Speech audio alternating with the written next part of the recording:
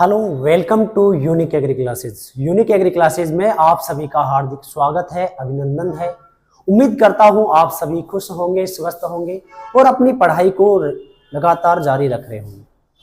आपकी जो पढ़ाई है एग्रीकल्चर सुपरवाइजर जेट या अपन बोल सकते हैं 12th, उसको और बेहतर बनाने के लिए हम आज लेकर आए हैं जेट ओल्ड पेपर सॉल्यूशन 2007। अपन ने ये जो सीरीज चला रखी है 2002 से लेकर 2024 तक के पेपर सोल्व करने की सीरीज चला रखी है, जिसमें आज अपन पहुंच गए 2007 के पेपर में। तो आप ये समझ सकते हो अपने लिए उपयोगी नहीं है। अन्य जो कंपटीशन के एग्जाम भी कर रहे हैं, तैयारी कर रहे हैं एग्रीकल्चर की, तो उनमें भी सेम ऐसे ही क्वेश्चन अगर देखें तो अपने जेट और जो एग्रीकल्चर जो सुपरवाइजर है उनका सेम सिलेबस है एग्रीकल्चर का। ठीक है, तो अपन करते हैं स्टार्ट क्लास को। सबसे पहले जो क्वेश्चन 2007 में आया हुआ है वो पूछ रहा है केंद्रीय भेड़ व ऊन अनुसंधान संस्थान कहाँ स्थित है। क्या पूछ रहा है? केंद्रीय भेड़ व ऊन अनुसंधान संस्थान कहाँ स्थित है, यानी central sheep and wool research institute कसावरी जिसको बोलते हैं। ठीक है, तो ये कहां पर है ध्यान रखना, ये अपना हिसार हरियाणा, अविकानगर राजस्थान, भोपाल आनंद। तो इसका राइट आंसर क्या आएगा? अविकानगर मालपुरा टोंक। इसके बारे में और चर्चा करें, जो इसकी स्थापना है वो कब हुई थी? 1962 में। स्थापना क्या है इसकी? 1962 में है। ठीक है, और ये भी ध्यान रखना इसके द्वारा भेड़ की दो नस्लें विकसित की गई है। दो नस्लें क्या की गई है? विकसित की गई है, जिसमें अपन पढ़ें तो एक तो आती है अविवस्तर। कौन सी आती है? अविवस्तर। और दूसरी आती है अविकालीन। अविवस्तर और अविकालीन, इनका क्रॉस भी ध्यान रखना। इसमें इसका जो ये पहला वाला जो क्रॉस है, ये इस क्रॉस में अपन लेके चलेंगे। एक तो मेरिनो नस्ल, मेरिनो नर, और उसका किसके साथ में? चोकला। इसके साथ में होगा चोकला। इसमें कौन होगा? मेरिनो नर, और कौन होगी? मालपुरा। मालपुरा की कौन होगी? मादा होगी। ठीक है, तो ये क्रॉस आपको ध्यान रखना। इससे संबंधित जो क्वेश्चन आए ये अपना अविकानगर मालपुरा टोंक में स्थित है। ठीक है, अब पूछे हिसार में क्या है, तो हिसार में बोलेंगे जो भैंस व घोड़ा अनुसंधान संस्थान। ठीक है, फिर बोलेंगे भोपाल में क्या है? भोपाल में अपन बोलेंगे भारतीय मृदा विज्ञान अनुसंधान संस्थान। क्या है यहाँ पे? भारतीय मृदा विज्ञान अनुसंधान संस्थान, ये भी ध्यान रखना। ये अपना कहाँ है? भोपाल में है। आनंद गुजरात में क्या है? आनंद गुजरात में आपको पता होना चाहिए क्या है? अपना नेशनल डेयरी डेवलपमेंट बोर्ड, यानी NDDB। क्या है? NDDB, national dairy development board, अपन बोल सकते हैं राष्ट्रीय दुग्ध उत्पादन बोर्ड। ठीक है, या विकास बोर्ड बोलेंगे। तो ये अच्छे से ध्यान में रखना है इसके बारे में। चलते हैं नेक्स्ट क्वेश्चन पे। अगला देखो क्वेश्चन आया हुआ है कि करनाल बंट नामक रोग किस फसल से संबंधित है। तो करनाल बंट जो है वो मक्का से संबंधित है, गेहूं से है, गन्ना से है, आलू से है। तो इसका राइट आंसर आपको पता है क्या आएगा? गेहूं। करनाल बंट एक रोग है जो कवक के द्वारा लगता है। किसके द्वारा लगता है? कवक के द्वारा। और ध्यान रखना कहां लगेगा? दानों में। कहां लगेगा? दानों में। उस कवक का नाम क्या है? नियोसिया इंडिका।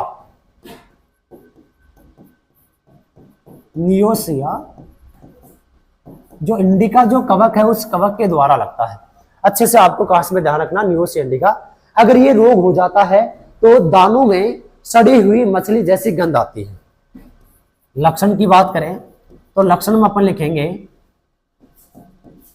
सड़ी हुई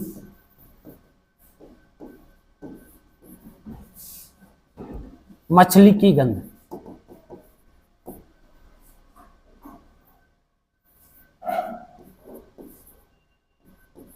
सड़ी हुई मछली की क्या आती है? गंध आती है। ठीक है, तो ध्यान रखना करनाल बंट किसका होगा? गेहूं का रोग है, दानों में लगता है, कवक द्वारा होता है। कवक का नाम है नियोसिया इंडिका। और क्या लक्षण है इसमें कि दानों से कैसी गंध आएगी? सड़ी हुई मछली जैसी क्या आती है? गंध आती है। इसका खोज करता है मित्रा। इस रोग का खोज करता कौन है? मित्रा। कहां खोजा गया था? पंजाब में। कहां खोजा गया था? पंजाब में खोजा गया था। इसके बारे में ये डिटेल काफी है। चलते हैं नेक्स्ट क्वेश्चन पे। अगला देखो क्वेश्चन आया हुआ है कि ऑपरेशन फ्लड किससे संबंधित है? तो ऑप्शन दे रहा है ज्यादा वर्षा वाले स्थानों पर बाढ़ नियंत्रण से संबंधित है, पानी की कमी वाले स्थानों पर पानी के संसाधन बढ़ाने की, दूध उत्पादन बढ़ाने की योजना से, उपरोक्त में से कोई नहीं। तो बोलेंगे भाई साहब ये तो नहीं आएगा। अब इनमें से राइट आंसर क्या आएगा? दूध उत्पादन बढ़ाने की एक योजना थी ये, ठीक है। अब इसके बारे में देखो और डिटेल क्या है। तो इसका पूछे तो ऑपरेशन फ्लड का संबंध किससे है? तो अपन बोलेंगे इसका जो संबंध है वो श्वेत क्रांति से। किससे है? श्वेत क्रांति से। अच्छे से ध्यान रखना, ठीक है। ऑपरेशन फ्लड का जनक कौन है? अपने हैं डॉक्टर वर्गीज कुरियन। कौन है? डॉक्टर वर्गीज कुरियन इसके क्या है? जनक माने जाएंगे। और अगर आपसे पूछे कि ऑपरेशन जो फ्लड है वो कितने चरणों में संपन्न हुआ, तो इसकी बात करेंगे चरण। तो चरण इसके कितने थे? 3। चरण कितने थे? 3। पहला जो चरण है वो अपन बोलेंगे 1970 से लेकर लगभग अपन बोलेंगे 78 तक हुआ। कब तक हुआ? 70 से लेकर 78। दूसरा चरण बोलेंगे 1978 से लेकर लगभग कितना? 84 या 85 तक पूरा हुआ। और तीसरा चरण जो है वो 1985 से लेकर लगभग 93 या 94 तक क्या हुआ? प्रारंभ हुआ। तीनों चरणों में सेम उद्देश्य ये था कि भारत में दूध की उपलब्धता को ज्यादा से ज्यादा बढ़ाना। अच्छे से ध्यान में रखना इसको, ठीक है। तो ऑपरेशन फ्लड कोई ऑपरेशन चीर फाड़ से नहीं है, ये दूध उत्पादन से है। किससे है? दूध उत्पादन से है, श्वेत क्रांति से है, जिसका जनक डॉक्टर वर्गीज कुरियन है, ठीक है। और 3 चरणों में ये चरण क्या हुआ? 3 चरणों में ये योजना थी, ये क्या हुई थी? संपन्न हुई। चलते हैं नेक्स्ट क्वेश्चन पे। अगला क्वेश्चन देखो 2007 में क्या आया हुआ है? दीमक पौधे के कौन से भाग को नुकसान पहुंचाती है? ध्यान रखना, दीमक कौन से भाग को नुकसान पहुंचाती है? वो कह रहा है तने को, पत्तियों को, जड़ को, फूल को। तो इंपॉर्टेंट भाग कौन सा आता है? रूट, यानी जड़ों को नुकसान पहुंचाएंगे। अब दीमक के बारे में और भी जो दीमक होती है, दीमक को बोलते हैं ओडेंटोटर्मस ओबेसस। इसका साइंटिफिक नाम क्या होता है? ओडेंटोटर्मस ओबेसस। ओडेंटोटर्मस ओबेसस होता है। आपको पता है ये एक तरह के बोलेंगे सामाजिक कीट है। कैसा है? सामाजिक कीट जो कहां रहता है? टर्मेटेरियम। टर्मेटेरिया। और राजा और रानी जो रहते हैं वो निवह क्षेत्र में। निवह में कौन रहता है? राजा और रानी, ठीक है। राजा को अपन बोल सकते हैं कौन? नर, ठीक है। ये निर्वह क्षेत्र में। टर्मेटेरिया बोला दीवड़ो, ठीक है। ऐसा कोई स्थान देखो यहाँ जमीन में ये हिसाब से रहे, ठीक है। ये भूमि है और भूमि पर ये आने के बाद संरचना बनाया नहीं रहा, उसको बोलते हैं टर्मेटेरिया। और टर्मेटेरिया में एक और स्थान होता है बीच में, जहां उसको बोलते हैं निर्वह क्षेत्र। और क्या है दीमक से संबंधित? दीमक जो होती है वो 1 सेकंड में 1 अंडा देती है। दीमक क्या करेगी? 1 सेकंड में 1 क्या देगी? अंडा। क्या देती है? 1 सेकंड में अंडा। इस कारण इसे क्या बोलते हैं? अंडा देने की मशीन।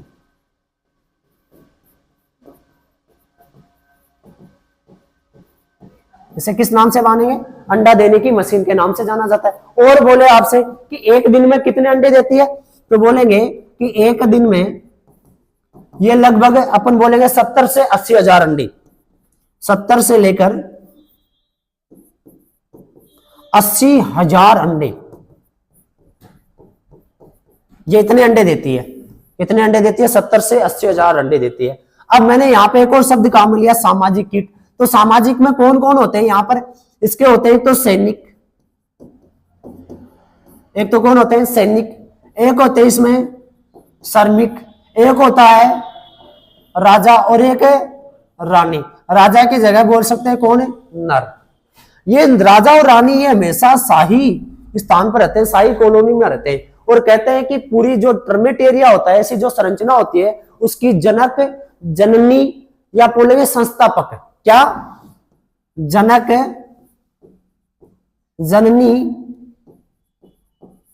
या फिर संस्थापक, ठीक है, ये जो होती है वो कौन होती है, रानी होती है। एक और इंपॉर्टेंट क्वेश्चन यहां पे क्या बनता है कि इन सब में सबसे बड़े आकार की, सबसे बड़ा आकार, तो सबसे बड़ा आकार जो होता है वो किसका होगा, रानी का होगा। किसका होगा, रानी का होगा। दीमक जो है वो अपन बोलेंगे जहां लगातार सिंचाई करते हैं उन क्षेत्रों में नहीं, बारानी क्षेत्रों में ज्यादा फैलती है। ठीक है, कौन से क्षेत्रों में, बारानी क्षेत्रों में, जड़ों को नुकसान पहुंचाएगी, ध्यान रखना, कहां किसको पहुंचाएगी, जड़ों को। तो ये आपको दीमक के और भी डिटेल आपको ध्यान में रखनी है। ठीक है, चलते हैं नेक्स्ट क्वेश्चन पे। अगला क्वेश्चन देखो क्या है अपना कि 10 केजी टमाटर के रस में या 10 केजी टमाटर के रस से टमाटर का केचप बनाने के लिए कितनी चीनी की आवश्यकता होती है। यानी 100 ग्राम चाहिए, 200 ग्राम चाहिए, 500 ग्राम चाहिए, इनमें से कोई नहीं। तो ध्यान रखना, अगर अपन कितना ले रहे हैं यहाँ 10 केजी, तो कितनी 100 ग्राम चीनी की क्या अपने को पड़ेगी, आवश्यकता पड़ेगी। क्योंकि 1 केजी में अपन 10 ग्राम चीनी लेते हैं, तो 10 केजी में कितना हो गया, अपने आप 100 ग्राम हो गया। चलो केचप आ गया, तो केचप के बारे में बात कर लेते हैं। केचप में TSS कितना होता है, टोटल सोल्यूबल साल्ट। तो ध्यान रखना ये होता है केचप में कितना, 25%। कितना होता है, 25% होता है। चलो सर ये तो हमें पता था, अगर ये थोड़ी ना पता था आपको, सॉस में पूछ ले, तो सॉस में क्या पूछ ले आपसे, TSS पूछ ले। तो ध्यान रखना सॉस में जो TSS होगा वो कितना होगा, 15 से 16% ही करना है। अब ऐसे मत बोलना हमने तो 25 पढ़ा था, वो केचप के लिए है। अपन 12वीं की एग्रीकल्चर की जो NCERT की बुक देखें तो वहां सॉस के लिए जो दे रखा है वो 15 से 16% दे रखा है। एक और बात, टमाटर के सॉस में परिरक्षित पदार्थ कौन सा, परिरक्षक पदार्थ कौन सा काम लेंगे। तो ध्यान रखना टमाटर का जो रस होता है या टमाटर का जो सॉस होता है वह कैसा होता है, रंगीन। और रंगीन के लिए भाई साहब कौन सा लेंगे, सोडियम बेंजोएट। कौन सा काम में लिया जाएगा, सोडियम बेंजोएट काम में लिया जाएगा। इसको भी आप अच्छे से ध्यान में रखना। तो इस क्वेश्चन से संबंधित ये कुछ इंपॉर्टेंट क्वेश्चन थे, वो भी आपने कवर कर लिए। ठीक है, चलते हैं नेक्स्ट पे। नेक्स्ट क्वेश्चन देखो 6 नंबर का क्वेश्चन क्या है, निम्न में से कौन सी फसल बीजीय मसालों के अंतर्गत क्या है, नहीं आती है। कई बार तो बच्चे गलती कर देते, पढ़ लेते हैं पूरा क्वेश्चन, ढंग से पढ़ते नहीं है। ठीक है, हाँ, निम्न में से बीजीय मसाला कौन सा, हमें ऊपर देखिएगा, जीरो नहीं चढ़ा बोलेगा। ठीक है, तो कभी भी आप देखो ना तो पूरा क्वेश्चन पढ़ना, ज्यादातर ये लास्ट में आता है नहीं। ठीक है, तो उसको भी अच्छे से ध्यान में लेकर चलना है। देखो कह रहा है बीजीय मसाला जीरा, जिसका बीज मसाले के लिए काम में लिया जाता है। भाई जीरे का लेते हैं, सही बात है, ये तो है। मेथी का भी बीज अपन काम में लेते हैं मसाले के लिए, ये भी है। सौंफ का भी लेते हैं, ये भी है। वहां पूछा नहीं, मिर्च, कभी मिर्च का बीज काम में लेते नहीं। मिर्च की जो भाई फल भित्ती होती है उसको काम में लेते हैं पाउडर बनाने में, हरी मिर्च को काम में लेते हैं, बीजू को नहीं लेते।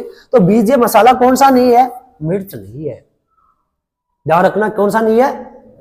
अब देखो इससे इंपॉर्टेंट क्वेश्चन अपना क्या बने, आपसे पूछे कि भारत में पूछ सीधा ही, बीजीय मसाला अनुसंधान संस्था,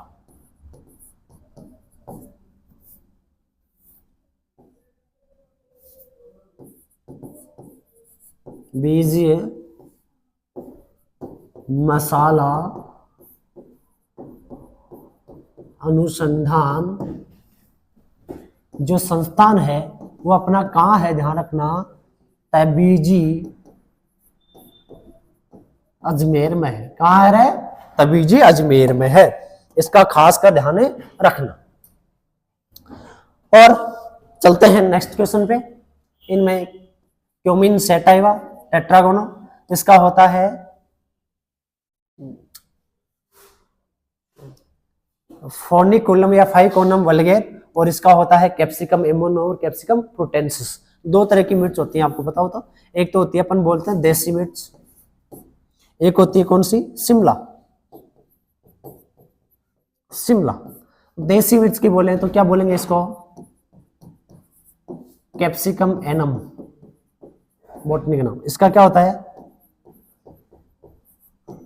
कैप्सिकम फ्रूटेंसिस। कौन सी होगी, कैप्सिकम फ्रूटेंसिस होती है। ठीक है,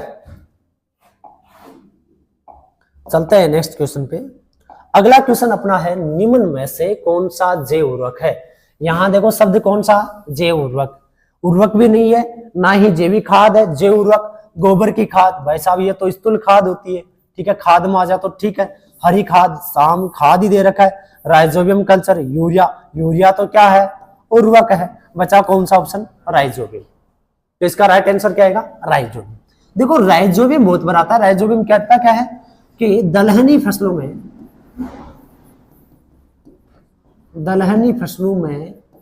N2 यानी क्या, नाइट्रोजन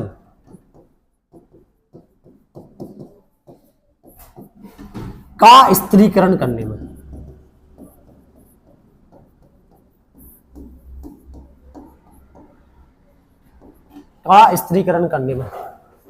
ठीक है। ठीक है, अगले करता कैसा ये अपन बोलेंगे ये पौधा होता है। ठीक है, इन पौधों की ये जड़ों में यहां गांठें बना के रहता है। क्या करता है, गांठें बना के रहता है। अब गांठें बना के रहेगा तो ये क्या करेगा, ये वायुमंडल से जो N2 होती है, आप ऐसे समझना, ये वायुमंडल से जो N2 होती है नाइट्रोजन, उसको कन्वर्ट करेगा NO3- में। इसमें करेगा NO3 में कन्वर्ट करेगा।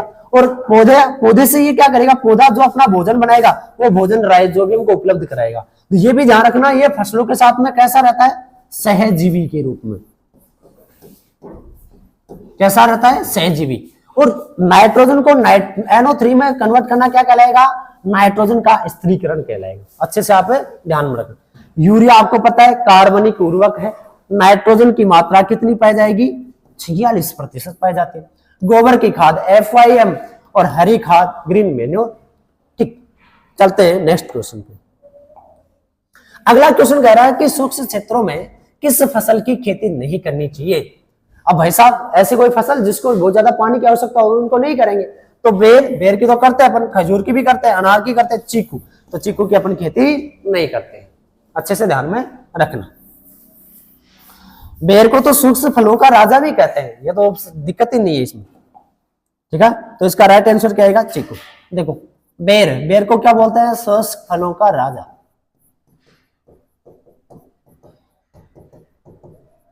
बोलते हैं इसको। खजूर सबसे ज्यादा अपने जो कच्छ का रण है वहां पर, और जो पश्चिमी राजस्थान है वहां पर। अनार का तो बहुत ज्यादा आजकल राजस्थान में बहुत ज्यादा प्रभाव। ठीक है, तो सूखे क्षेत्र राजस्थान में आता है, तो ध्यान रखना कौन सा नहीं आएगा, चीकू नहीं आएगा। ये तीनों के तीनों फल है वो राजस्थान के या सूखे क्षेत्रों के लिए बहुत ही ज्यादा क्या होते हैं, उपयुक्त होते हैं।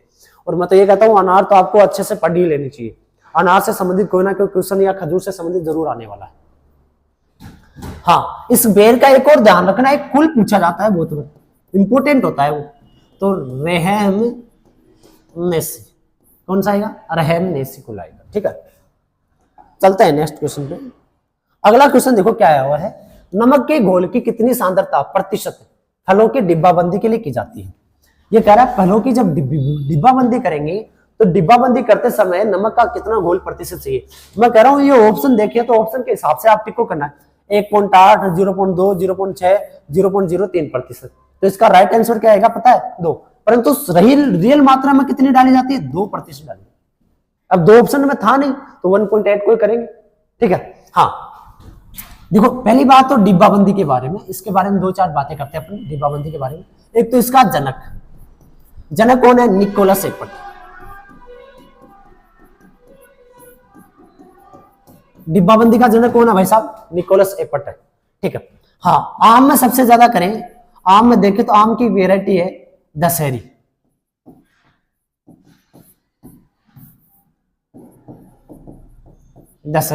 इसकी सर्वाधिक क्या की जाती है, डिब्बाबंदी की जाती है। चलो ये बात तो समझ में आई। अब आपसे पूछे भाई चीनी की कितनी मात्रा, तो चीनी की बोलेंगे 33 से लेकर लगभग 55 या 50% मात्रा चीनी की किसमें, डिब्बाबंदी में की जाती है। सबसे इंपॉर्टेंट है डिब्बाबंदी का जब अपन संसाधन करते हैं, क्या करते हैं, संसाधन करते हैं, अगर वह फल हुआ तो फलों को कितने डिग्री सेल्सियस तापमान पर करेंगे, अगर सब्जियां हुई तो सब्जियों को अपन कितने डिग्री सेल्सियस तापमान पर करेंगे। ये दो बात इंपॉर्टेंट होती है। तो फलों को हमेशा कितने पे किया जाता है, 100 डिग्री सेल्सियस तापमान पर करेंगे, और इनको किया जाता है 115 डिग्री तापमान पर। ये अच्छे से ध्यान में रखना। फलों को करेंगे 100 डिग्री सेल्सियस तापमान पर, संसाधित करेंगे, प्रोसेसिंग की क्रिया की जाएगी, और सब्जियों को करेंगे 115 से लेकर लगभग 121 डिग्री सेल्सियस तापमान तक क्या करेंगे, प्रोसेसिंग या संसाधन करने की क्रिया। तो ये होगी डिब्बाबंदी। अच्छे से ध्यान रखना, 2% आता, परंतु 2 ऑप्शन में था ही नहीं, तो 1.8% इसका सही माना जाएगा। अगले क्वेश्चन देखो आया हुआ है, साधारणतः गाय भैंस के शरीर का तापमान होता है। अब गाय और भैंस के शरीर का तापमान कितना होता है, ऑप्शन के हिसाब से 37.6, 38.6, 39.6, 58.4 डिग्री फ़ारेनहाइट।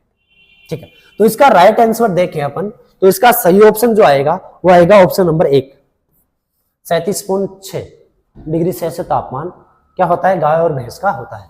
चलो गाय और भैंस में अपन बोलेंगे और भी बातें देख लेते हैं, जैसे इनमें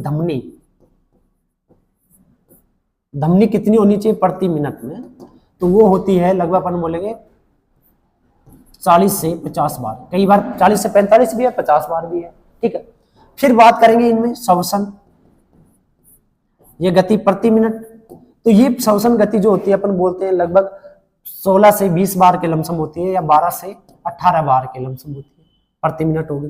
अब कहते हैं कि धमनी के लिए कौन सी जो धमनी है उसके द्वारा अपन नाड़ी गति मापते हैं, धमनी गति नहीं बोलेंगे यहाँ पे, नाड़ी गति, सॉरी क्या बोलेंगे, नाड़ी। अब नाड़ी नापेंगे तो क्या होनी चाहिए, धमनी, तो धमनी कौन सी आती है, कॉक्सिजियल, कौन सी आएगी, कॉक्सिजियल। इस धमनी के द्वारा पशु में नाड़ी गति मापी जाती है। ठीक है, अब बोले सर तापमान किसके द्वारा, तो तापमान कौन सा आता है, रेक्टम थर्मामीटर के द्वारा। कौन सा आता है, रेक्टम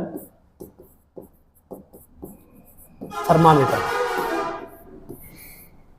ठीक है, रेक्टम थर्मामीटर इसलिए बोले उसको रेक्टम भाग में लगाकर वहां से उसका तापमान मापा जाता है पशु का। ठीक है, चलते हैं नेक्स्ट क्वेश्चन पे। क्वेश्चन नंबर 11 का आया हुआ है कि आलू की बुआई के लिए प्रति हेक्टेयर बीज दर कितनी की आवश्यकता होती है, 15 से 20 केजी, 15 से 20 क्विंटल, 15 से 20 टन, 15 से 20 ग्राम। देखो कितना शानदार ऑप्शन दिया है उसने। ठीक है, अब बच्चा पूरा कई बार पढ़ता नहीं है, सीधा टेक देता है, तो ध्यान रखना आलू बहुत ज्यादा चाहिए, कंद की मात्रा में चाहिए, तो केजी में तो कहीं पार कौन पड़, 1 हेक्टेयर की बात कराए, टन में भी टन बहुत ज्यादा हो जाएगा, ग्राम में तो कहीं उन्हें छोटो सा है वो 1 ग्राम हो जाए तो फिर पूरा बिगम खाली थोड़ी छोड़ागा, तो कौन सा आएगा, 15 से 20 क्विंटल प्रति हेक्टेयर। ये ध्यान रखना अच्छे से। चलते हैं नेक्स्ट में। अगला क्वेश्चन आया हुआ है, इनमें से कौन सी बीमारी जीवाणु जनित है, जीवाणु जनित बीमारी नहीं है। देखो नहीं लास्ट में आता है तो उसको पूरा पढ़ना चाहिए अच्छे से, तभी आप अच्छे से कर पाओगे, नहीं एक क्वेश्चन पीछे यानी 4 नंबर पीछे। ठीक है, एक एक क्वेश्चन का बहुत ज्यादा महत्व है। तो अपन बोलेंगे गिल्टी रोग यानी एंथ्रेक्स रोग। एंथ्रेक्स तो भैया आपको पता है किसके द्वारा होता है, जीवाणु के द्वारा होता है। जीवाणु का नाम भी पता होगा आपको, बैसिलस एंथ्रेसिस।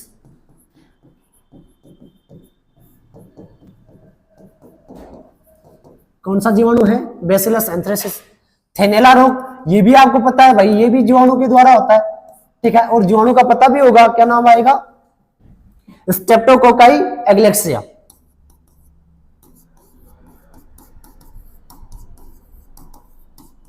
स्ट्रेप्टोकोकाई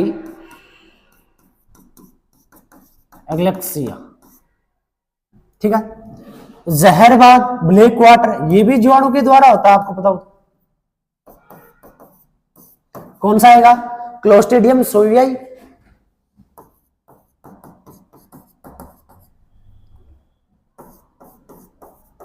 क्लोस्ट्रिडियम सोवियाई ये भी जीवाणु के द्वारा। अब बच गया कौन सा, ये कह रहा है जीवाणु जनित नहीं है, तो वो कौन सा आएगा अपना, खुरपक्का मुंह पक्का। खुरपक्का मुंह पक्का जिसको बोलेंगे FMD, फुट एंड माउथ। ये कैसा, कौन से वायरस के द्वारा होगा, सेट OAC या एशिया सेट वायरस के द्वारा। सेट OAC या Asia set, first second third क्या होगा, वायरस। किसके द्वारा होता है? वायरस के द्वारा। तो इसका राइट आंसर क्या आएगा? खुरपक्का मुंह पक्का रोग। और जो रोग थे उनका मैंने क्या लिख दिया साथ में, उनके जीवाणु का, सॉरी जीवाणु का नाम भी लिख दिया है। ठीक है, चलते हैं नेक्स्ट क्वेश्चन में। अगला क्वेश्चन देखो क्या आ रहा है, निम्न में से कौन सा पोषक तत्व है पौधे के लिए आवश्यक नहीं है। अब 2007 के अनुसार देखें, क्योंकि 2010 में जाकर उसको शामिल किया था एक पोषक तत्व को, निकिल को। ठीक है, तो यहाँ पे देखिए मैग्नीशियम तो चाहिए, गंधक यानी सल्फर भी चाहिए, निकिल भी चाहिए, निकिल अब चाहिए परंतु 2007 में नहीं चाहिए था। ठीक है, और तांबा यानी कॉपर भी चाहिए। तो इसका उससे 2007 के पेपर के अनुसार इसका राइट आंसर क्या था? निकिल। पर वर्तमान में पूछ ले और ये 4 ऑप्शन है, चारों सही है, ये भी अच्छे से ध्यान में रखना, क्योंकि अपन सोल्व पेपर ओल्ड कर रहे हैं और ओल्ड पेपर सॉल्यूशन में जो है वो बात अपन बता रहे हैं। ठीक है, चलते हैं हाँ अगले भी। अब इनमें से ये भी ध्यान रखना, ये दो है, ये दो मुख्य पोषक तत्व की श्रेणी में थे और ये किसके है? सूक्ष्म पोषक तत्व। पता है क्या मुख्य और सूक्ष्म पोषक तत्व कौन से होते हैं? तो मैं बता दूं, मुख्य पोषक तत्व है जिनको पौधा 1000 ppm से क्या करेगा? अधिक ग्रहण करता है। या सूक्ष्म पोषक तत्व ऐसे जिनको पौधा 1000 ppm से क्या करेगा? कम ग्रहण करता हो। अब इसमें आते कौन है ऊपर वाले में?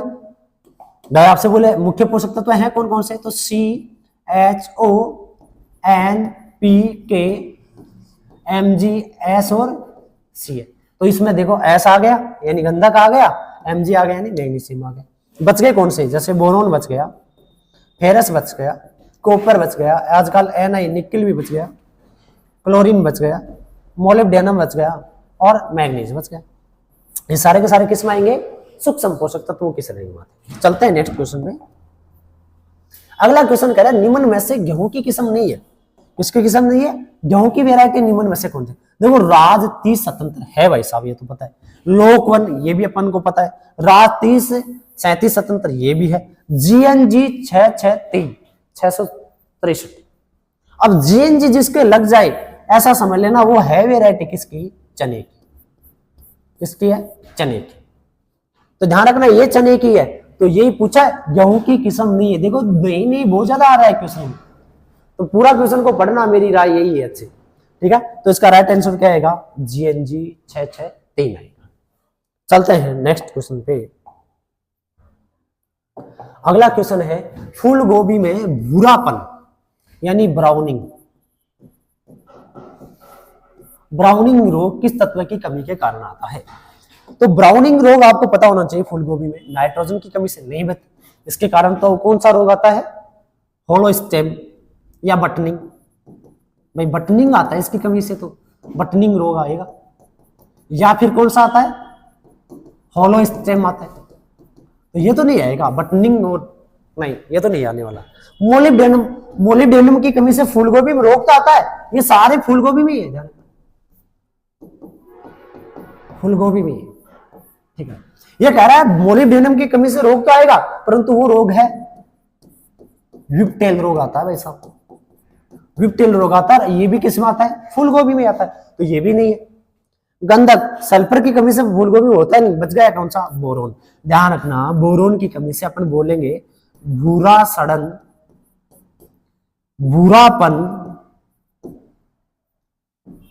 भूरापन या इंग्लिश में बोलेंगे आप क्या है? ब्राउनिंग। कौन सा रोग? ब्राउनिंग रोग आवे। तो इसको राइट आंसर क्या होगा? बी।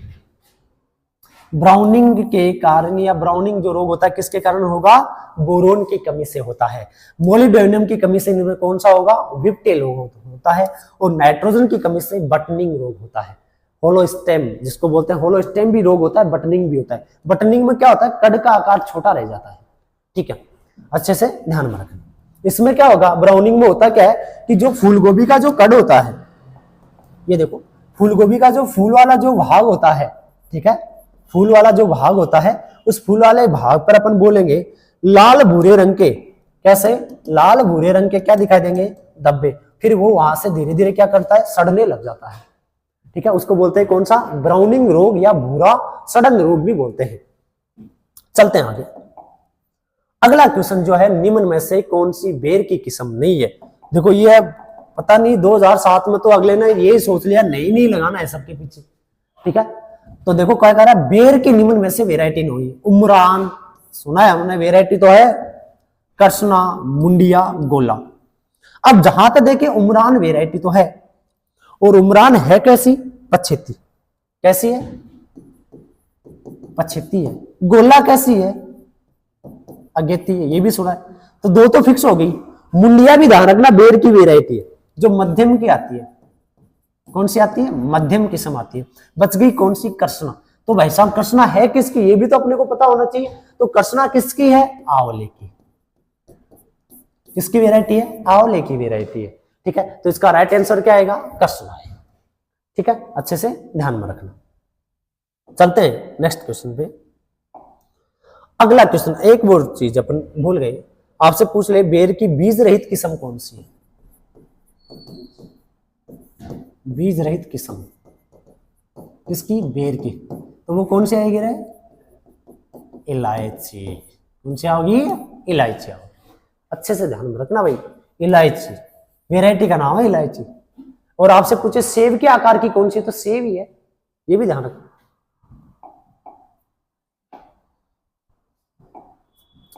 अगला क्वेश्चन देखो कौन सा आया है। ये कह रहा है गोदाती रोग जिसको बोलते हैं गमोसिस, किस फल वाली फसल से संबंधित है।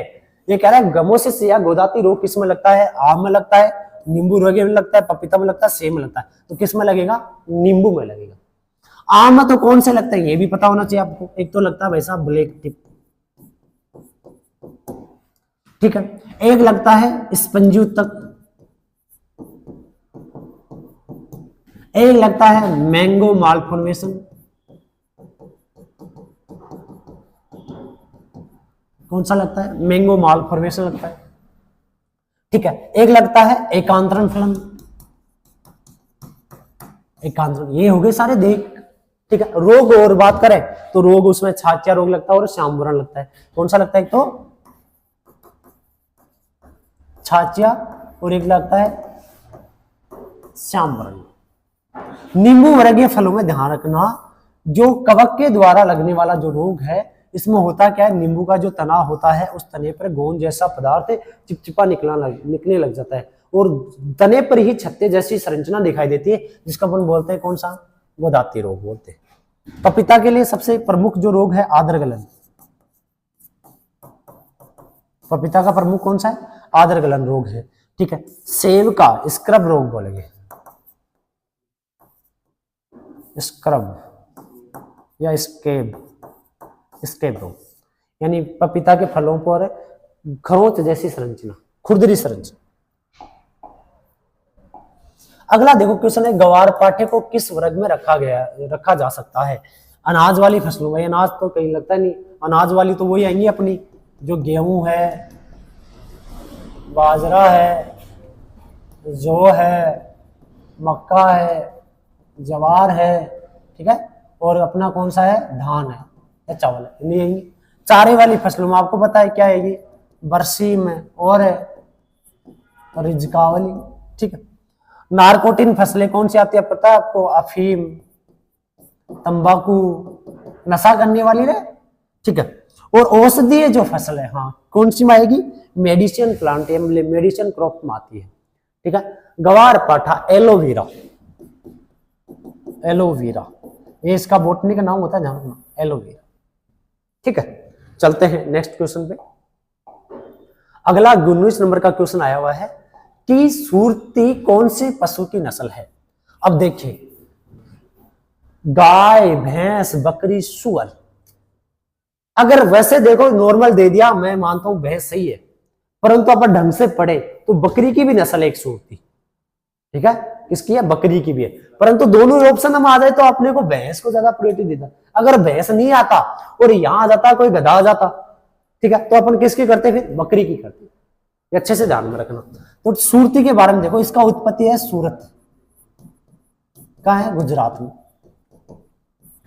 इसके खास विशेषता होती है, इसके जो सींग होते हैं ना, सींग वो कैसे होते हैं, दराती के आकार के। किस आकार के होते हैं, दराती के आकार के। क्या होते हैं, इसके सींग होते हैं, बहुत इंपोर्टेंट। और कहते हैं कि दो नस्ल हैं, एक तो मुर्रा और एक है सुरती। इन दोनों के क्रॉस से एक नस्ल विकसित की गई है, उसका नाम क्या है? मेहसाना। मेहसाना। तो ये ध्यान रखना, ये भी किसकी है? भैंस की नस्ल है। एक और इंपॉर्टेंट बात, सुरती जो है ना, हल्की नस्ल है, हल्की श्रेणी की ये है या नस्ल है भाई, ये भी ध्यान, हल्की श्रेणी की नस्ल है। और मेहसाना, मेहसाना मध्यम की है। और मुर्रा, मुर्रा पूछे तो बाहरी नस्ल है। कैसी नस्ल है? बाहरी नस्ल है। मुर्रा और जाफराबादी, नीली रावी। ठीक है, चलते हैं नेक्स्ट क्वेश्चन पे। अगला क्वेश्चन देखो कि अगर रानीखेत बीमारी किससे संबंधित है? ये गाय से संबंधित है, भैंस से है, बकरी से या मुर्गी से? तो ध्यान रखना किससे है? मुर्गी से।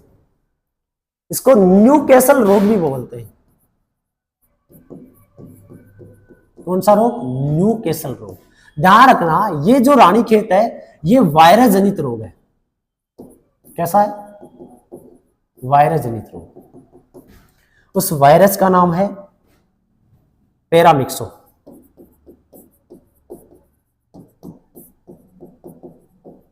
कौन सा वायरस है? पैरामिक्सो वायरस होता है। तो ध्यान रखना, रानीखेत क्यों नाम पड़ा? क्योंकि सबसे पहले इस रोग को रानीखेत जो क्षेत्र है वहां पर देखा गया था, इस कारण इसको क्या बोला गया? रानीखेती बोला गया। ठीक है, तो इसका राइट आंसर क्या आएगा? मुर्गी आएगी। अगला कह रहा है पेडी रेटोनिंग के किस फसल से संबंधित है? अब देखो पेडी रेटोनिंग होता है क्या, पहले मैं आपको समझा दूं। वैसे पेडी रेटोनिंग का अर्थ हो गया, ये थी अपनी कोई फसल, ये फसल खड़ी थी, अपन इसको काट दिया और थोड़ा सा भाग छोड़ दिया, यही भाग दोबारा फुटान करके एक नया पौधा बन गया। ठीक है, क्या बन गया? एक नया पौधा बन गया, उसको क्या बोलेंगे? पेडी या रेटोनिंग बोलेंगे। तो ऐसा किसमें होगा पता है? गन्ने में, चावल में, गेहूं में, तंबाकू में। आम तो आप पुरानी काट लिया। ठीक है, तो ये कैसा होगा? किसमें होगा? गन्ने में होगा। किसमें होगा? गन्ने में होगा। अच्छे से ध्यान रखना, रेटोनिंग फसल। चलो चलते हैं आगे, और इनसे संबंधित कोई गन्ने से संबंधित दो चार बात। गन्ना प्रजनन केंद्र पूछ ले आपसे, गन्ना प्रजनन प्रजनन केंद्र। तो ध्यान रखना, गन्ना प्रजनन केंद्र कहाँ है? कोयम्बटूर में। कोयम्बटूर कहाँ है? तमिलनाडु में। ये अच्छे से जाना। हाँ, यहाँ पर पूछे आपसे कि भारतीय गन्ना अनुसंधान संस्थान पूछ ले, संस्थान पूछ ले तो अपनी कहाँ है? लखनऊ में है। और लखनऊ क्या पता है? यूपी में है। ठीक है, एक और चीज पूछ ले, गन्ना है कैसी फसल? मध्यवर्ती पादप। गन्ना कैसा है? मध्यवर्ती पादप। इसके पुष्प को क्या बोलते हैं? पुष्प क्रम क्या कहलाएगा? एरो। क्या कहलाएगा? एरो। ये इंपॉर्टेंट बात है गन्ने की, जो मैंने आपको बता दी है। चलते हैं अगले। ठीक है, अगले क्वेश्चन पे। तो ये पहली बात तो ये, आपको अगर क्लास थोड़ी बढ़िया लग रही है, ठीक लग रही है, तो बीच बीच में आप लाइक या अपने दोस्तों को थोड़ा शेयर भी करते चले। ठीक है, चलते हैं आगे, अगर आपको बढ़िया लगे तो। अगला क्वेश्चन आया कि दूध की शर्करा को कहते हैं। अब ये बहुत ही सरल क्वेश्चन आया हुआ है। फ्रक्टोज बोलेंगे, सुक्रोज बोलेंगे, लैक्टोज बोलेंगे, ग्लूकोज। तो सबको पता होता है भाई दूध में कौन सी पाई जाती है? वो पाई जाती है लैक्टोज, जिसके कारण दूध क्या होता है? मीठा। इसके कारण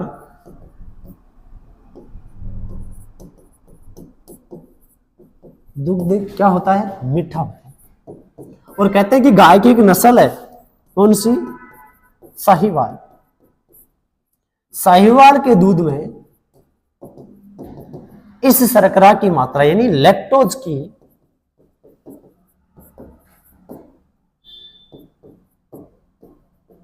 मात्रा सर्वाधिक होती है, और जिसके कारण उसका दूध कैसा होता है? मीठा। कैसा होता है? मीठा होता है साहिवाल का दूध। ठीक है, चलते हैं अगले क्वेश्चन पे। देखो अगला क्वेश्चन जो है,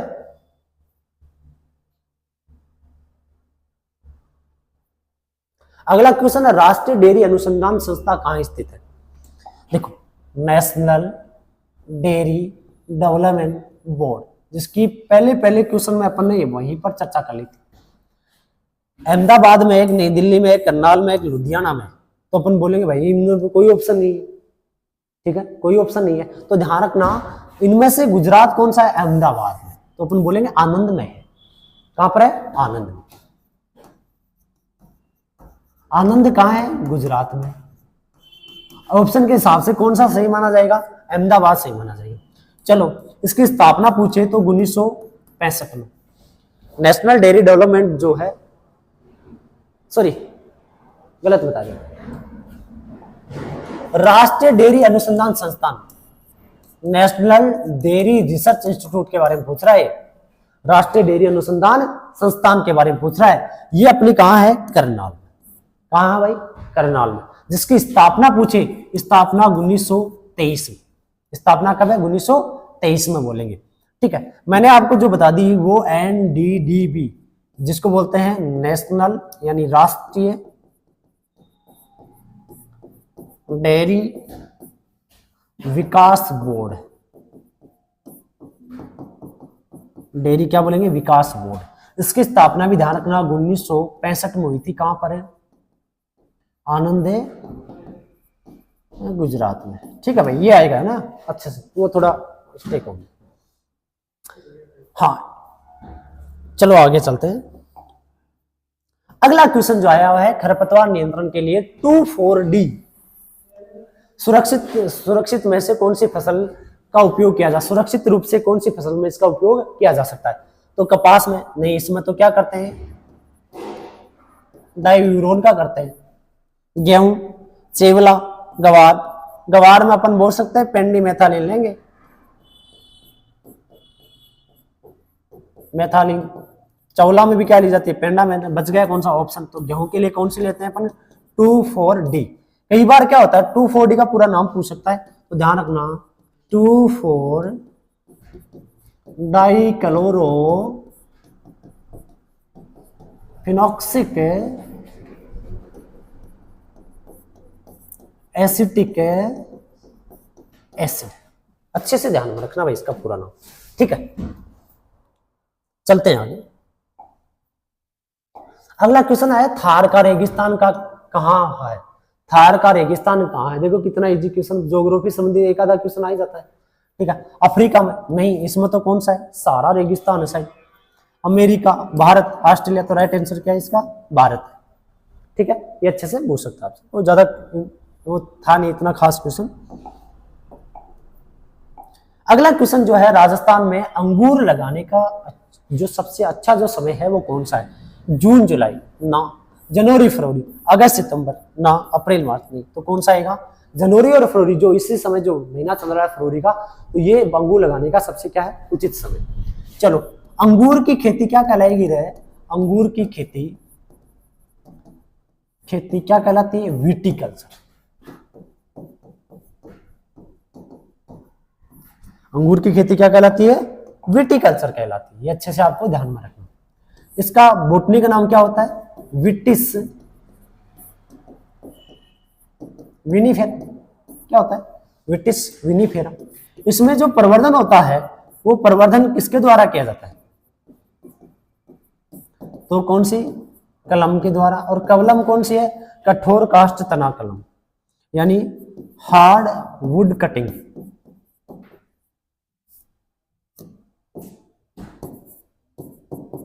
कठोर काष्ठ तना कलम, ठीक है, इसके द्वारा। चलते हैं आगे, नेक्स्ट क्वेश्चन। अगला आ रहा है 100 kg SSP यानी सिंगल सुपर फॉस्फेट में कितने kg फास्फोरस प्राप्त होता है। सबको पता है आपको एसएसपी में फास्फोरस की मात्रा पूछा कितनी, 16% होगा, 16, हाँ ये राइट आंसर। चलो इसमें चलो सल्फर तो पूछ लिया, अगर आपसे कैल्शियम पूछ लेता तो कितना बताते हैं, ध्यान रखना 19.5%। चलो और क्या पाया जाता है, सल्फर पाया जाता है कितना, 12.5%। ये भी आपको अच्छे से ध्यान रखना, ठीक है। चलो एसएसपी नहीं आता तो डीएसपी आ जाता, तो डीएसपी यानी डबल सुपर फास्फेट, इसमें फास्फोरस जो पाया जाता है ये कितना 32% पाया जाता है। चलो टीएसपी आ जाता तो यानी ट्रिपल सुपर फास्फेट, तो इसमें जो फास्फोरस है वो कितना 48% पाया जाता है। अच्छे से खासकर ध्यान में रखना। एक और रह गया अपना DAP, डाई अमोनियम फॉस्फेट। तो DAP में एक तो नाइट्रोजन पाया जाता है और एक फास्फोरस। नाइट्रोजन कितना 18% और फास्फोरस कितना 46% पाया जाता है, 18% पाया जाता है। ठीक है, यह आपको अच्छे से ध्यान में रखना। आगे नेक्स्ट क्वेश्चन अपन बात करें। अगला क्वेश्चन आया पशु में रेंडर पेस्ट या रेंडर पेस्ट डिजीज जो है, रोग है, वो किसके द्वारा फैलती है। देखो पशु रोग से संबंधित ये तीसरा क्वेश्चन आ रहा है, जिसमें कह रहा है कि प्रोटोजोआ के द्वारा, विषाणु के द्वारा, बैक्टीरिया के द्वारा, फफूंद। तो रेंडर पेस्ट का आपको पता होना चाहिए कौन सा, पशु प्लेग।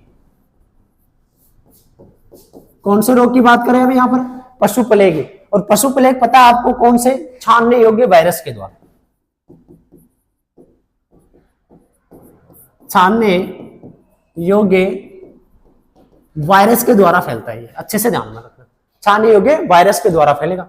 अब बैक्टीरिया द्वारा कौन कौन से, पहली बात तो जीवाणु द्वारा और कौन कौन से रोग होते हैं। ठीक है, इसका राइट आंसर तो क्या आएगा, विषाणु आएगा।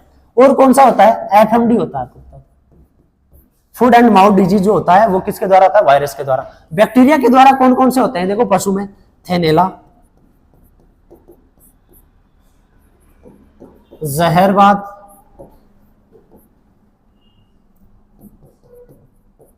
एंथ्रेक्स,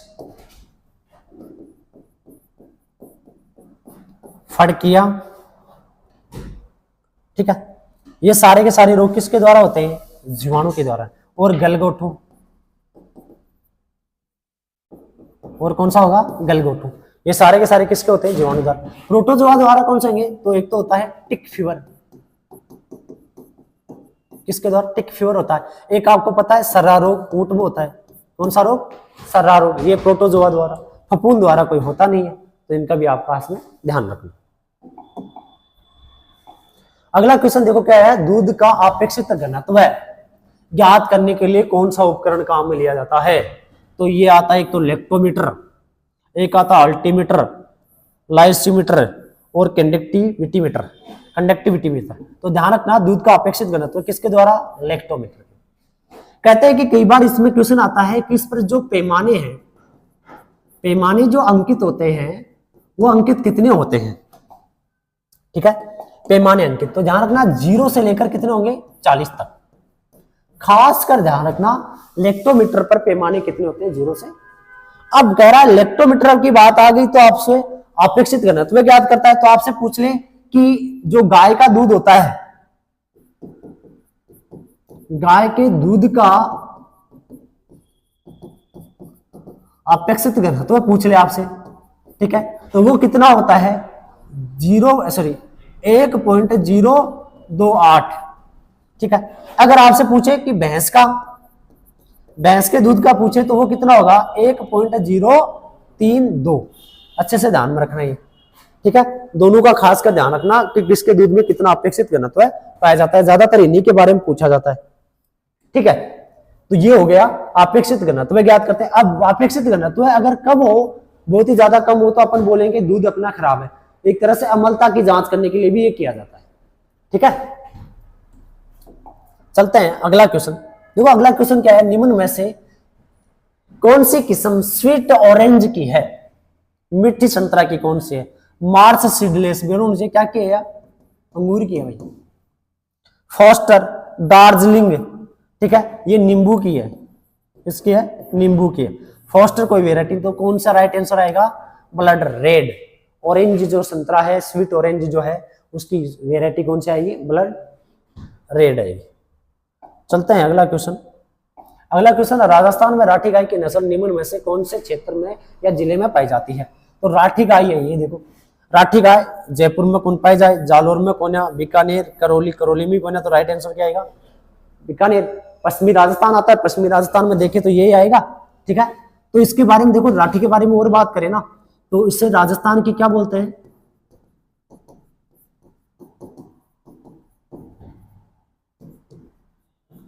कामधेनु पहले। दूसरी ओर क्या है इसकी विशेषता, गल कंबल इसका क्या होता है, लटका हुआ।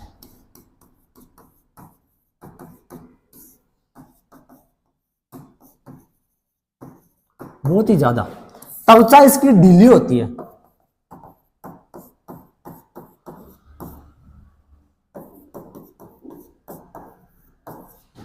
त्वचा इसकी क्या होती है, ढीली होती है, ये इसकी खास विशेषता है। एक और अपन देखें तो जो राठी गाय है वो लाल सिंधी गाय और एक और आती है, दो का क्रॉस है, चलो उसको रहने दो। ये ध्यान रखना, राजस्थान में कामधेनु, राजस्थान की कामधेनु गल कंबल अधिक क्या होता है, लटका होता है, त्वचा कैसी होती है इसकी, ढीली होती है। सबसे इंपॉर्टेंट है इसका गल कंबल वाला, और राजस्थान की कामधेनु के नाम से। और उत्पत्ति पूछे तो वो है पश्चिमी राजस्थान। कहां माना जाएगा, पश्चिमी राजस्थान में माना जाता है। ठीक है, आगे अपन बात करें कि भारतीय कृषि अनुसंधान संस्था जो परिषद है और नई दिल्ली के वर्तमान महानिदेशक कौन है। देखो इसका महानिदेशक यानी आईसीआर के बारे में पूछा है, इसका महानिदेशक कौन है। ठीक है, तो अगर देखें तो शरद पवार है, माई है, मंगला राय, अपने को इनसे मतलब ही नहीं है क्योंकि ये 2007 तक थे। अब वर्तमान में कौन है वो देखते हैं अपन। ठीक है,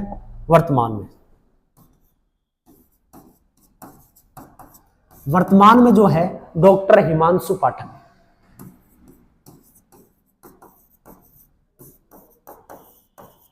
वर्तमान में कौन है, हिमांशु पाठक। चलो सर्वप्रथम पूछ ले आपसे, प्रथम कौन था डीजीज का।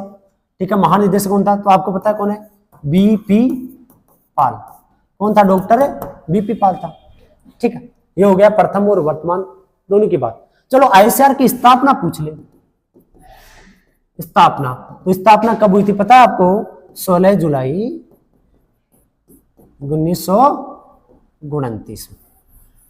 और इस वजह से 16 जुलाई को अपन क्या मनाते हैं, आईसीएआर दिवस। क्या मनाते हैं, आईसीआर दिवस मनाते हैं। ये भी आप अच्छे से ध्यान रखना। ठीक है, चलते हैं नेक्स्ट क्वेश्चन पे। अगला क्वेश्चन 33 का क्या कर रहा है, इनमें से कौन सी फसल में बूंद बूंद सिंचाई पद्धति का इस्तेमाल किया जा सकता है। टमाटर में, आलू में, गेहूं में, मूंगफली में, इन दोनों में तो नहीं कर सकते भाई किसी भी हालत में। ठीक है, टमाटर भी बेल वाला होता है तो दिक्कत आ सकती है थोड़ी सी। तो अगर देखें तो दोनों ऑप्शन सही है, दोनों ऑप्शन क्या है इसके सही है, परंतु अगर दोनों में पूछे तो अपन कौन सा आएगा, आलू। कौन सा लेंगे यहाँ पर, आलू ले रहे। ठीक है, तो अच्छे से ध्यान रखना। अब बूंद बूंद सिंचाई विधि देखो, इसका जनक कौन है, वो है सिमका ब्लास।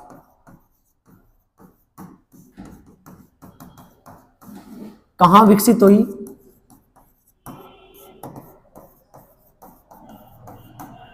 इजराइल में। इसका हृदय कौन होता है, इमीटर। कौन होता है, इमीटर इसका हृदय होता है, जहां से पानी बूंदों के रूप में गिरता है। ठीक है, ये कौन से क्षेत्र में, शुष्क क्षेत्रों के लिए उपयोगी है।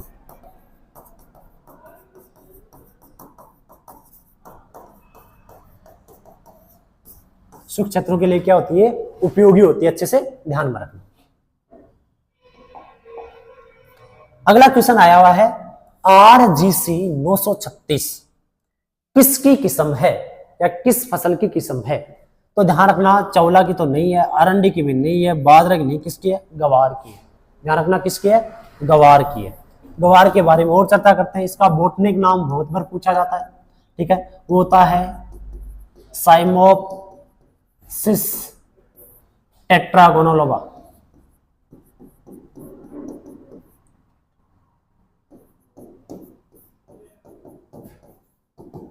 साइमोप्सिस टेट्रागोनोलोबा इसका क्या है, बोटनी का नाम है। बाजरे का पानी सेंटीमीटर, अरंडी पूछा नहीं जाता। चौला का क्या होता है, विग्ना रेडिएट, विग्ना अंगाइकुलाटा, विग्ना अंगाइकुलाटा।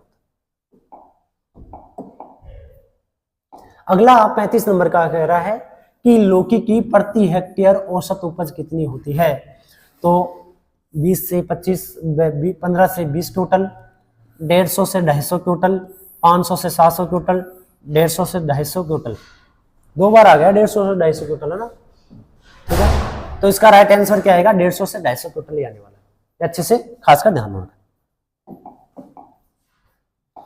अगला क्वेश्चन है, आम में प्रसारण के लिए कौन सी प्रसारण विधि अधिक प्रचलित है? ग्राफ्टिंग, इनार्चिंग, कलेकाइन, बड, एयर ड्रिल। तो ध्यान रखना आम के लिए कौन सी? ग्राफ्टिंग। और ग्राफ्टिंग में भी कौन सी? Veneer grafting.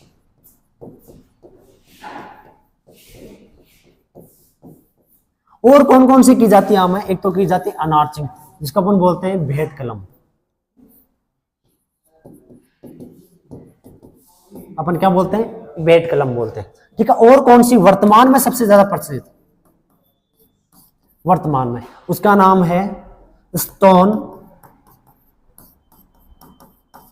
एपिकोटाइल। कौन सी है? स्टोन एपिकोटाइल विधि है, वो सबसे ज्यादा प्रचलित है। ठीक है। कहां विकसित, कहां की गई है?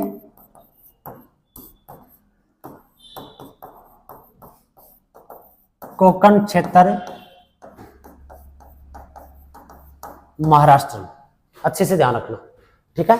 अगर ये भी आती है ऑप्शन में तो मैं तो इसको सही करता, क्योंकि यही आएगी। ठीक है। इसके बाद में कौन सी आती है? Veneer grafting. फिर कौन सी आएगी? इनार्चिंग। तीनों की जाती है, परंतु इनार्चिंग और ग्राफ्टिंग दोनों आगे तो अपन कौन से बोलेंगे? वीनियर ग्राफ्टिंग बोलेंगे। और वीनियर ग्राफ्टिंग में प्रसारण विधि पढ़नी है तो अपना एक पहले से वीडियो डाला हुआ है प्रोपोगेशन का, उसके पार्ट फर्स्ट और सेकंड, उसको देखकर आप आराम से आप कर सकते हो। अगला 37 नंबर का देखो क्वेश्चन क्या कर रहा है? वह कौन सी जवार है जिसमें गाय भैंस के शरीर का, वह कौन सी जवार नहीं जवर यानी बुखार या बीमारी, वह कौन सी बीमारी है या जवर है जिसमें गाय और भैंस के शरीर का तापमान कम हो जाता है? अब ध्यान रखना, भैंस और गाय ठंडी हो जाती है, एक ही रोग है ऐसा और कोई रोग नहीं है, बाकी सब में तापमान बढ़ेगा।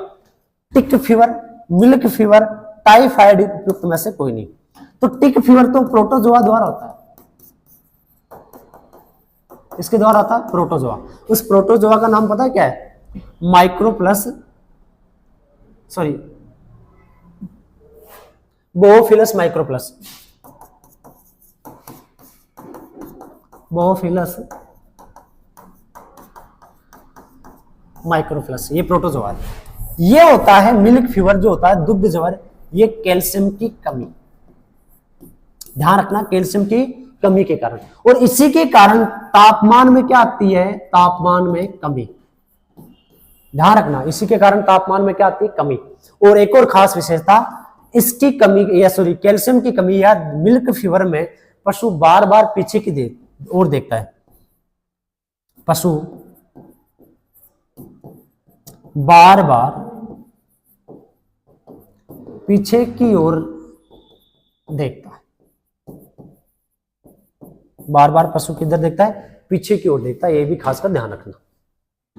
चलते हैं नेक्स्ट क्वेश्चन पे। अगला क्वेश्चन देखो 38 नंबर का कह रहा है, कितनी उम्र की बकरियों से अधिक अच्छा मांस प्राप्त किया जाता है? तो 1 से 2 महीने, 2 से 3 वर्ष, 6 से 12 महीने वर्ष। इसका राइट आंसर क्या आएगा? 6 से 12 महीने की जो बकरियां होती हैं उनका मांस अच्छा होता है, वही मांस के लिए अच्छी होती है। बकरी की बात आ रही है तो बकरी का जूलॉजिकल जो नाम होता है वो होता है कापरा हिरकस। आपसे पूछे भाई साहब कि बकरी अनुसंधान जो संस्थान है वो कहाँ है? वो है मखदूम मथुरा में है, उत्तर प्रदेश में। ठीक है। और पूछे इसमें धमनी, तो धमनी कौन सी? फेमोरल। धमनी कौन सी होगी? फेमोरल। इनका जो बच्चा है, बच्चा ये क्या कहलाता है? किड। और बच्चा देने की क्रिया किडिंग, क्या कहलाएगी? किडिंग कहलाएगी। ये बकरी से संबंधित कुछ जानकारी थी। चलते हैं नेक्स्ट क्वेश्चन पे। अगला क्वेश्चन, मिर्च की 1 हेक्टेयर फसल के लिए कुल कितना बीज पौधशाला में बुआई के लिए पता होना चाहिए? वैसे 1 से 1.5 क्विंटल, 1 से 1.5 ग्राम, 1 से 10 केजी और 1 से 10 टन। तो आपको पता है क्विंटल में बहुत ज्यादा हो जाएगा, टन में भी बहुत ज्यादा हो जाएगा, ग्राम में बहुत कम हो जाएगा। तो इसका राइट आंसर अपन क्या बोलेंगे? 1 से 1.5 केजी।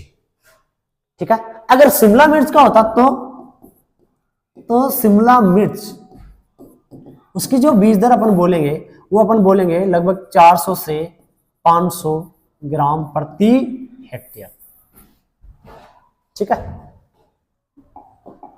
अंतिम क्वेश्चन आया हुआ है, देखो कितना बढ़िया क्वेश्चन है। वायु की गति मापने के उपकरण को क्या कहते हैं? गति wind vane, altimeter, barometer, anemometer. भाई विंड वेन के द्वारा तो दिशा मापी जाती है। क्या मापी जाती है? दिशा। अल्टीमीटर के द्वारा, अल्टीमीटर का पता नहीं अपने को। बैरोमीटर द्वारा वायुमंडलीय क्या मापा जाता है? दाब। क्या मापा जाएगा? दाब। एनीमोमीटर के द्वारा क्या मापेंगे? गति। दिशा मापने में वायुमंडलीय दाब मापने में बैरोमीटर और गति। अब देखो ये होता कैसा है, ये एक इस तरह का यंत्र होता है जो भूमि से 3 मीटर ऊंचाई पर लगाएंगे। यहां पर उसका 1 मीटर लगा होता है और ऊपर की तरफ 3 या 4 क्या होती हैं? उल्टी प्याले नुमा क्या होती है? संरचना होती है। ठीक है। और यहां जो मीटर होता है ये क्या करेगा? हवा की गति को किलोमीटर प्रति घंटा में दर्शाने का काम करता है। ध्यान रखना, घंटा में दर्शाने का क्या करता है? काम करता है। और ये हवा की कोटली अंदर की तरफ खोखली होती है, इस तरह से उल्टे प्याले, तो हवा के कारण हवा जाएगी तो ये घूमने का काम करेंगे। कितनी मीटर ऊंचाई पर? 3 मीटर। अब पूछ ले आपसे इसका खोजकर्ता कौन है? तो कौन से का खोजकर्ता पूछ ले आपसे, एनीमोमीटर का पूछ ले तो वो कौन है? रॉबिन्सन। कौन है? रॉबिन्सन है। ठीक है, ध्यान से अच्छे से रखना, रॉबिन्सन इसका क्या है? खोज करता है। ये अपना जो था वो कंप्लीट कर दिया अपन कि किस तरह के जो पेपर 2017 में किस तरह के पेपर आए हुए हैं। ठीक है, किस तरह के हो तो उनको अच्छे से आप देख सकते हो। अगर आपको ये क्लास अच्छी लगी है तो अपने दोस्तों को भी शेयर करें, और आपको अच्छी लगी तो आप भी इसको लाइक और शेयर करें। जय हिंद, जय भारत, धन्यवाद।